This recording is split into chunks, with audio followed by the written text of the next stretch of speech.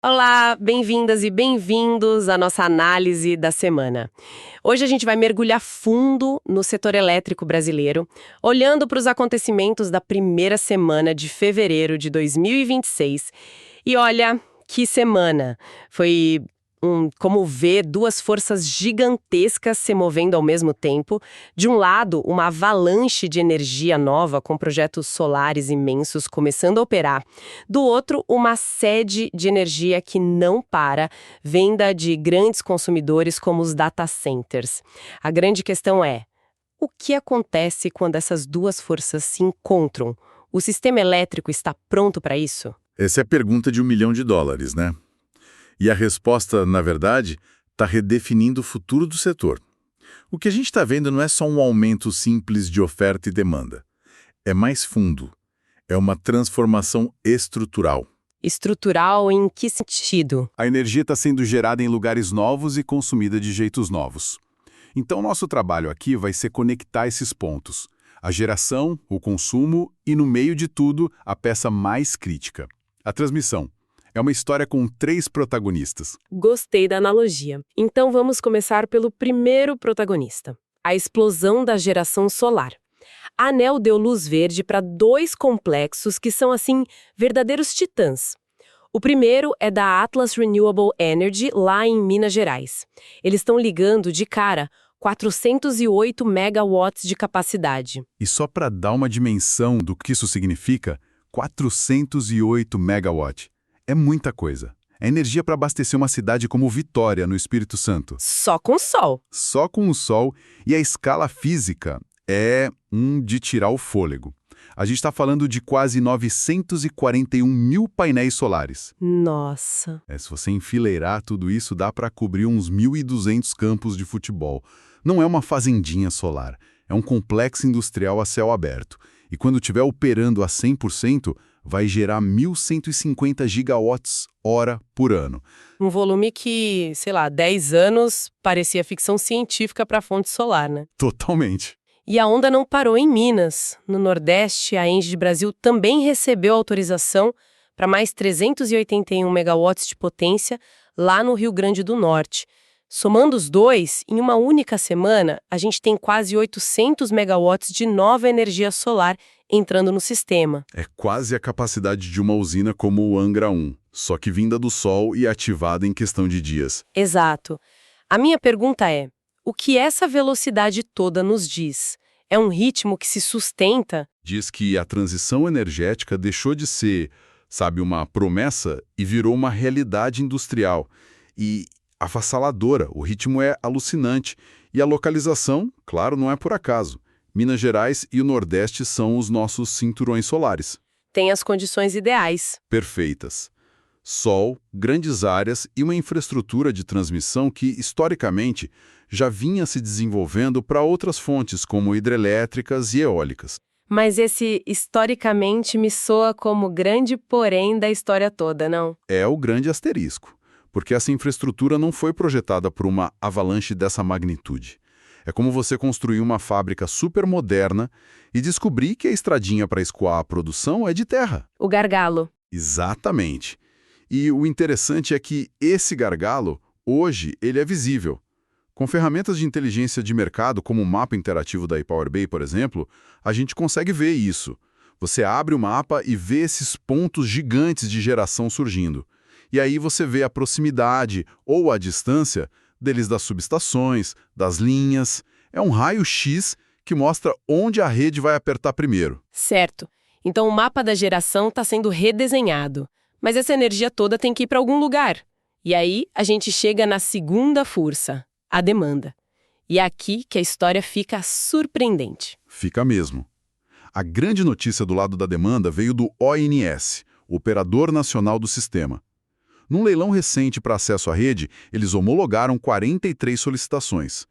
Mas o dado que fez todo mundo parar foi a liderança absoluta, quase hegemônica de projetos de data centers. Espera um pouco, isso parece contraintuitivo. A gente sempre ouve falar do consumo das casas, do ar-condicionado, dos carros elétricos. Um data center tem mais impacto que milhões de casas. Em termos de impacto na estrutura da rede, sim, sem dúvida. O perfil de consumo deles é completamente diferente. Como assim? O consumo residencial tem picos, né? Manhã, fim de tarde. A rede é feita para aguentar esses picos. Já um data center é outra coisa. Ele é o que a gente chama de carga de base. Ele consome uma quantidade enorme de energia, 24 horas por dia, 7 dias por semana, sem parar. A demanda é constante, pesada e inflexível. Não dá para desligar. Exato. Isso eleva o patamar mínimo de consumo do sistema inteiro permanentemente. É como um peso pesado que senta numa cadeira e nunca mais levanta. O impacto na estrutura é contínuo. Entendi. E a coisa complica porque essa nova demanda, assim como a geração, também é concentrada, geograficamente. Data centers precisam de energia confiável e de fibra ótica de altíssima velocidade. E os corredores de fibra ótica muitas vezes seguem o caminho das linhas de transmissão. Bingo! O resultado é uma competição direta, feroz pelo mesmo pedaço de infraestrutura.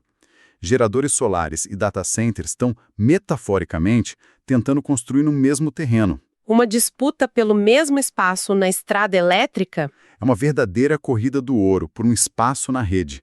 E essa fila não é uma metáfora, ela é real. Se você abre uma ferramenta como a fila de acesso à rede da ePowerBay, você vê a lista de projetos com nome, CNPJ, disputando lugar no fio. É fascinante. E isso tem um efeito prático. Tem.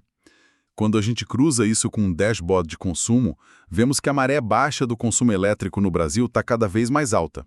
À noite, já não traz o mesmo alívio para a rede. Ok, então o cenário está montado. De um lado, essa força massiva da geração solar. Do outro, a força da demanda concentrada dos data centers. No mesmo lugar, ao mesmo tempo. A colisão é inevitável. E o que está no meio é o nosso terceiro protagonista. A rede de transmissão, e ela está rangendo. Ela virou o elo mais fraco e, ao mesmo tempo, o mais estratégico. A pressão é gigantesca. E já temos números para esse desafio. Um estudo da Axia Energia mostrou que o Brasil vai precisar construir uns 22 mil quilômetros a mais de linhas de transmissão até 2028. Para ter uma ideia, isso é quase a distância de ida e volta do Oiapoque ao Chuí. É muita linha. Muita linha. E quando a infraestrutura não acompanha, a consequência é imediata. É aí que entra a palavra da vez no setor: curtailment. Vamos traduzir isso para o pessoal que nos ouve. O que é, na prática, o curtailment?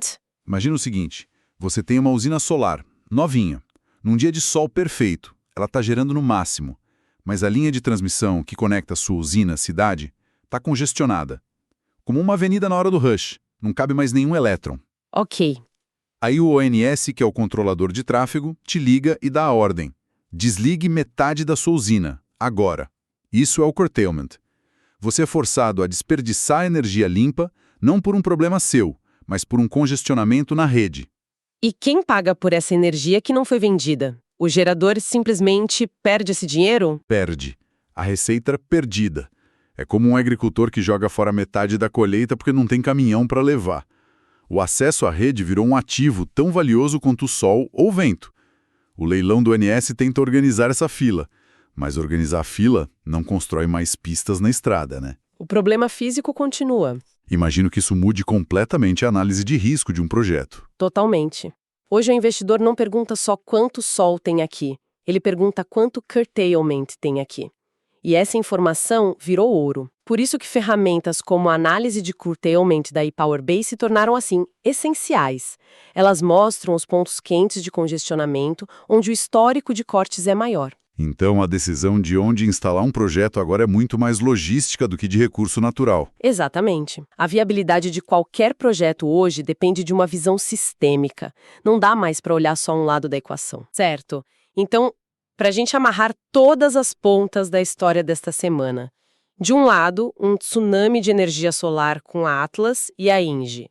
Do outro, uma fila crescente de superconsumidores, liderada por data centers. E no meio, espremida, uma rede de transmissão que precisa de uma expansão recorde para não entrar em colapso. A conclusão é que a lógica do setor mudou. Por décadas, a pergunta foi: temos energia suficiente para crescer? A resposta hoje é um sonoro sim. Temos energia renovável abundante. A pergunta crucial agora é outra. Que é? A gente consegue levar essa energia de onde ela é gerada para onde ela é necessária? É um paradoxo. Estamos nos afogando em energia em certas regiões e horários, enquanto a demanda em outras está faminta. O problema virou de logística. Deixou de ser um problema de produção. Exato. A energia virou um produto fantástico, mas que está preso no depósito, sem caminhão para fazer entrega. Essa mudança de paradigma é fundamental. E nos deixa com uma reflexão que vai além da técnica, né?